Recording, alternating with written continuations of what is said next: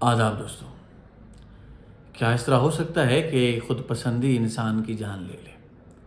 کیا ایسا بھی ممکن ہے کہ انسان کی خود سے محبت اس کو اپنی زندگی سے جنگ کروا کے مروا دے؟ آئیے اسے یونانی اساطیر نارسسس سے سمجھنے کی کوشش کرتے ہیں۔ نارسسس بہت قدیمی اور پرانی اساطیر ہے۔ ویسے تو اس کا کوئی ریکارڈ نہیں ملتا کہ یہ کب لکھی گئی، لیکن اسے جدید تاریخ میں اووڈ کی میٹامارفسس میں اس کا ذکر ملتا ہے۔ آئیے اسے سمجھنے کی کوشش کرتے ہیں۔ یونان میں ایک بچہ پیدا ہوا جس کو نارسسس کہا جاتا ہے۔ اس کی والدہ ایک نیمف تھی، یعنی پری تھی۔ اس نے ایک پشین گوئی کرنے والے دیوتا سے اس بچے کے متعلق پوچھا کہ یہ کیسا بچہ رہے گا۔ تو اس نے کہا کہ نارسسس جب تک اپنے آپ کو نہیں پہچانے گا زندہ رہے گا، جس دن اسے پتہ چل گیا کہ یہ کون ہے، جس دن اس نے اپنے آپ کو پہچانا، یہ مر جائے گا۔ اب وہ رہتا ہے، خوبصورت ہے، جو اسے دیکھتا ہے وہ اس کے اوپر فریفتہ ہو جاتا ہے، یعنی وہ اچھے سے زندگی گزار رہا ہے۔ اسی دوران یونان میں ایک دیوی تھی، ایکو۔ وہ بڑی باتوں نہیں تھی۔ کیا ہوتا ہے کہ ہیرا نامی ایک بڑی دیوی ہے، اسے سزا دیتی ہے، اس کی زبان اسے چھین لیتی ہے، یعنی وہ خود سے کوئی بات نہیں کر سکتی، صرف اور صرف ایکو دوسروں کی بات کو دہرا سکتی ہے۔ اب ہوتا اس طرح سے ہے کہ ایک دن ایکو کسی جنگل میں جاتی ہے تو وہاں نارسسس شکار کر رہا تھا۔ اس کو دیکھتی ہے اور اس کے اوپر فریفتہ ہو جاتی ہے، اس کے پیچھے دوڑتی ہے۔ اب یاد رکھیے گا کہ ایکو کوئی بات خود نہیں کر سکتی، ہمیشہ وہ بات کو دہراتی ہے۔ اب اسے جب ایکو نارسسس بار بار اسے محسوس کرتا ہے کہ یہ میرے پیچھا کر رہی ہے، تو اسے کہتا ہے کہ تم کون ہو؟ اب ہو کی آواز کو وہ بہت زیادہ دہراتی ہے، یعنی اسی بات کو۔ اب بار بار جب اسے پوچھتا ہے تو وہ کوئی جواب نہیں دیتی، اور اسے یہ لگتا ہے کہ یہ مجھ سے محبت کرنے لگ گئی ہے، یہ میرا پیچھا نہیں چھوڑتی۔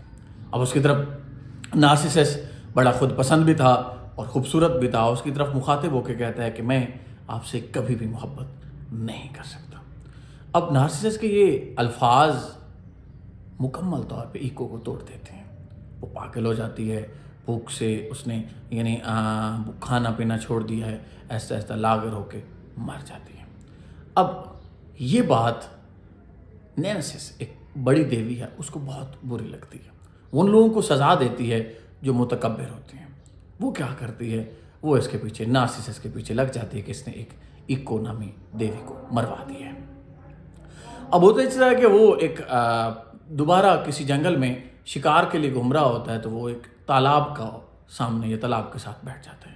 اب تالاب میں جو ہی وہ اپنا سایہ دیکھتا ہے تو اپنے سایہ کا عاشق ہو جاتا ہے، یعنی جیسے پانی میں سایہ بنتا ہے اس کا عاشق ہو جاتا ہے۔ وہ بالکل اس کے اوپر بیٹھ جاتا ہے۔ اب سایہ کو چھونے کی کوشش کرتا ہے، بلبلے پھٹتے ہیں، سایہ غائب ہو جاتا ہے۔ کچھ دیر بعد وہ دوبارہ جب سایہ بنتا ہے اس کو دوبارہ چھونے، یعنی اس طرح چھونے اور اس کے برباد کرنے، مٹانے میں وہ ساری زندگی اسی کے اوپر لگا دیتا ہے۔